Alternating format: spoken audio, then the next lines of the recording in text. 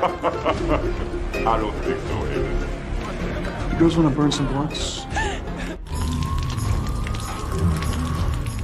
Halo, jumpa lagi nih sama Bang Parku. Semoga kalian semua selalu diberikan kesehatan dan juga kebahagiaan ya. Kali ini, Abang Parku akan membahas film Amerika berjudul 2001 Maniacs tahun 2005. Mengisahkan tentang para mahasiswa perguruan tinggi yang niat liburan tapi malah terjebak di sebuah desa yang isinya psikopat semua. Ya udahlah ya, daripada lama, mending duduk santai, miringkan HP, dan let's play the story.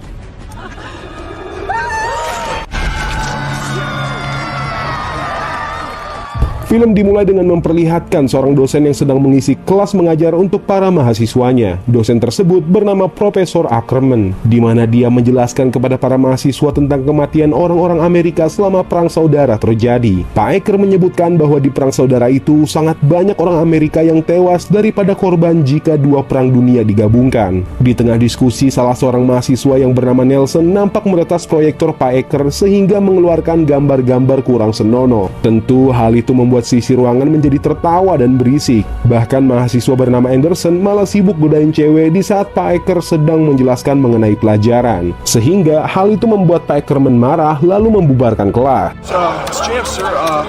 What's going on? Nice break. See you in 2 weeks.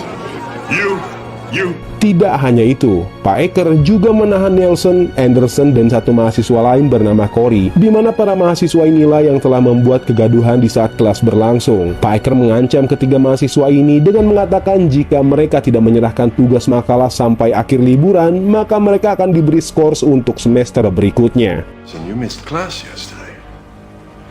You think this is very funny, eh?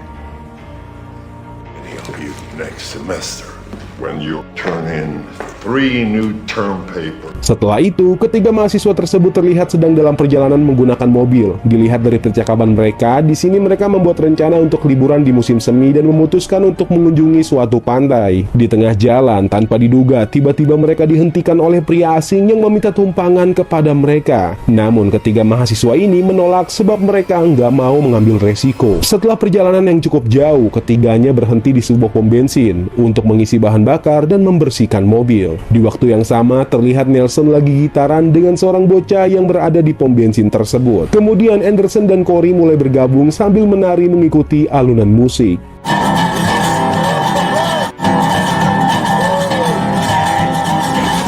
Tak selang berapa lama, mendadak ada mobil lain yang berhenti juga di pom bensin itu. Di dalam mobil tersebut, ada dua wanita cantik dan seorang pria yang mengemudikan mobilnya. Melihat kedua wanita cantik itu, Anderson, Corey, dan Nelson terpesona melihat kecantikan kedua gadis tersebut. Tanpa banyak basa-basi, Corey langsung mengajak salah seorang wanita bernama Joy untuk berkenalan. Dari obrolan Joy dan Corey, mereka ini sama-sama punya tujuan ke pantai untuk berlibur. Namun, Joy dan yang lain sepertinya nggak mau diajak jalan bareng Nelson, Corey, dan Anderson. Jadinya, ketiga mahasiswa ini pun langsung menyusul mobil rombongan cewek-cewek. I'll tell you. Boys on the beach. You guys have no faith, man. Let's go. Beberapa saat setelahnya, mereka pun mencari jalan alternatif agar cepat sampai ke pantai dibanding rombongan cewek-cewek. Hingga akhirnya mereka menemukan jalan pintas yang membuat mereka semua memasuki satu desa bernama Pleasant Valley yang bernuansa seperti tahun 2001. Suasana di desa itu membuat Anderson, Corey, dan Nelson mengernyitkan dahi karena sangat sepi layaknya kampung zombie. Bangunan rumah pun di sana terlihat usang seperti sudah ditinggalkan. Setelah ditelusuri lebih dalam, mendadak mereka kaget melihat sekelompok warga yang muncul menghampiri mobil ketiga mahasiswa itu, di mana kelompok warga tersebut mulai memainkan musik seperti acara penyambutan turis yang datang ke desa mereka. Tentu hal ini membuat ketiga mahasiswa terkejut atas penyambutan yang begitu meriah, di mana mereka juga belum pernah merasakan sambutan yang hangat sebelumnya. Welcome to Pleasant Valley. Di antara kerumunan warga ada seorang pemimpin desa atau kepala desa muncul. Pria itu bernama Buckman. Tujuan dan maksud Buckman menyambut mereka agar mereka bisa nyaman di desanya. Saat Buckman sedang ngobrol dengan Anderson, tiba-tiba Joy dan kelompoknya juga tiba di sana. Anderson langsung menghampiri Joy dan mulai mengobrol, yang mana mereka semua memutuskan untuk bermalam di sini. Gak disangka ada satu lagi pasangan anak motor. Dia adalah Malcolm dan pacarnya Leah. Rupanya Malcolm juga melewati jalan pintas yang sama untuk menuju pantai. pantai. Melihat para pelancong yang lumayan banyak, Bachman pun meminta mereka semua untuk ikut berpartisipasi dalam acara festival Jubel yang akan berlangsung di desa ini selama beberapa hari. One Chinaman to boot. That's China woman. Just stand around, folks. Granny's got.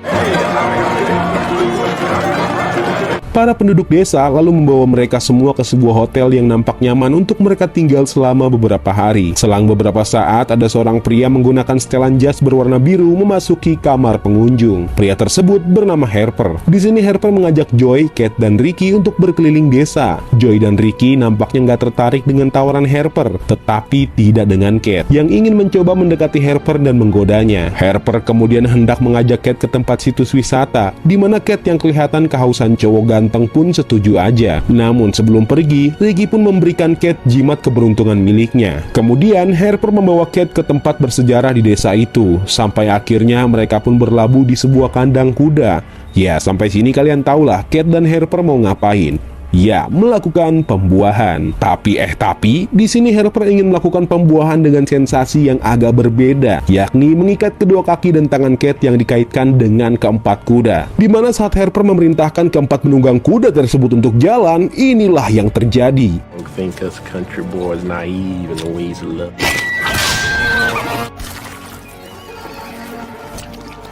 Malam harinya, Bachman mengundang para pelancong ke rumahnya untuk makan malam bersama. Di sini Bachman pun mengatakan jika Kate tak hadir karena menikmati kemesraan dengan Harper. Naasnya, mereka semua nggak menyadari bahwa daging yang mereka makan adalah daging temannya sendiri, yaitu Kate. Setelah makan malam, mereka semua pun kembali ke kamar hotelnya masing-masing dan mulai menikmati malam bersama pasangan mereka. Di lain sisi, Corey juga membawa dua gadis desa untuk ia nikmati. Sedangkan Anderson nampak sedang bermesraan dengan Joy. Nah, kalau si Nelson beda sendiri nih. Dia sedang asik berfantasi dengan bantal, yang mana secara tiba-tiba Nelson mendengar ada seorang yang memanggil namanya. Dan ketika dilihat dari jendela, gadis itu pun menggoda Nelson. Tanpa banyak basa-basi, Nelson pun langsung mengajak si wanita ke kamarnya. Si wanita pun meminta Nelson menghisap sebuah pipa plastik yang terhubung ke sebuah toples berisi cairan asam kalau Nelson mau melakukan pembuahan dengannya. Nelson yang udah sagapung lalu melakukannya, sehingga cairan asam itu membuat sekujur tubuhnya mengeluarkan darah lalu meninggal dunia.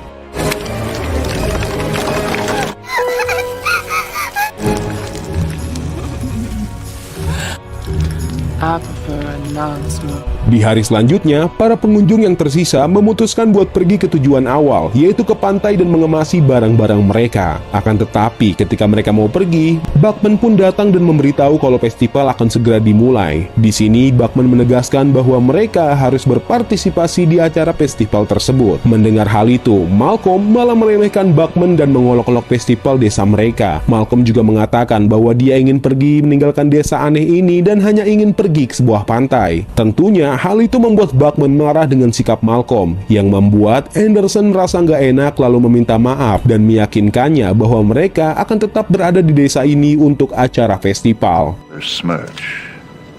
The user. A great pride.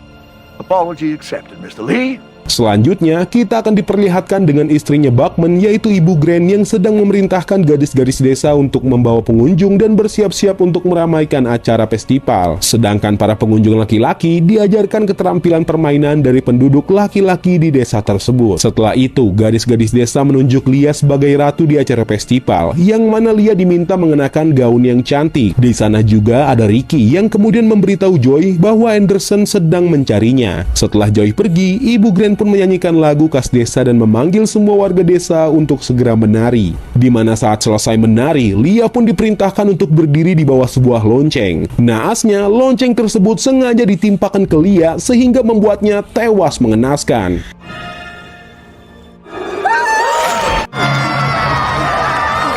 Ricky yang melihat Lia tewas di depannya kemudian lari terbirit-birit sambil berteriak ketakutan. Berbeda jauh dengan para warga yang bersorak kegirangan layaknya sedang melihat sirkus. Sialnya, Ricky dibawa paksa oleh Rufus, yaitu anaknya Bachman, untuk ke festival lagi. Disinilah nasib buruk pun menimpa Ricky. Ia lalu ditembakkan panah dari arah belakang sampai menembus ke mulutnya. Your son fucking love having so much fun. He can't.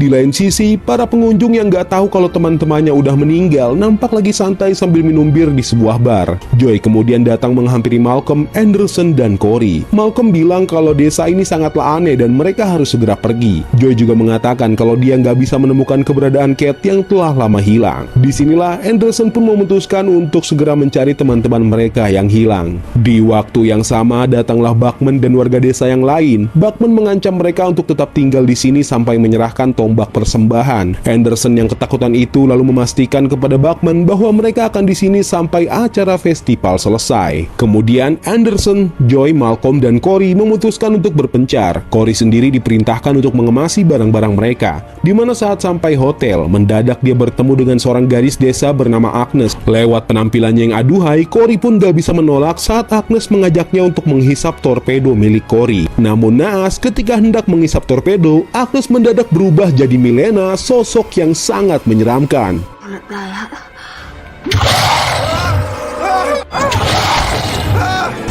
Beralih ke Malcolm yang sedang mencari Lia. Secara mendadak, dia melihat seorang gadis cantik yang mengikutinya ke arah mesin pengolahan minyak. Di tempat itulah, Malcolm pun ditangkap lalu dihajar sampai pingsan. Ketika terbangun, Malcolm sudah dalam keadaan terikat di mesin pengolahan minyak tersebut. Dan sudah bisa dipastikan kalau Malcolm meninggal saat itu juga. Yang lebih gilanya lagi, para warga desa itu mengambil darah Malcolm kemudian dikumpulkan di suatu tempat.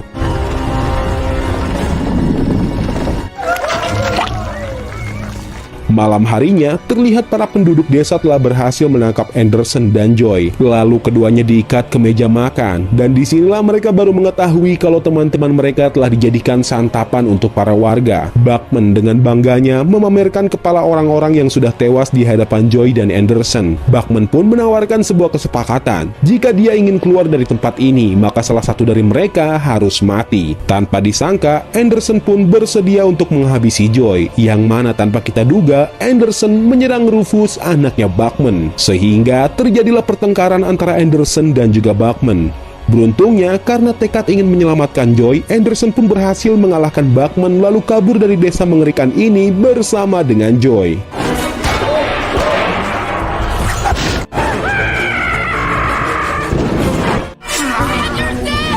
Sir, I beg of you.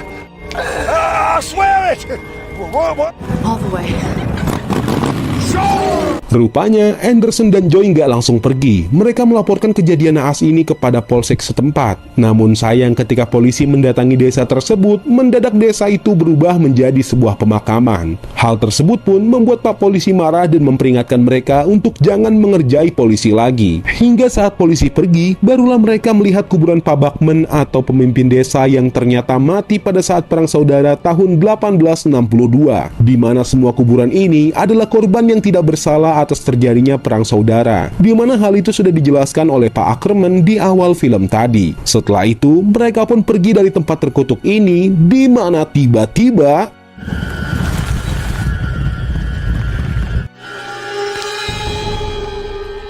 ya, Anderson dan juga Joy pun meninggal karena terkena jebakan yang telah dipasang oleh seorang bernama Billy. Dan sepertinya film ini akan ada lanjutannya. Dan begitulah film ini berakhir. Meskipun film ini hanyalah fiksi belaka, ada beberapa pesan yang bisa kita ambil.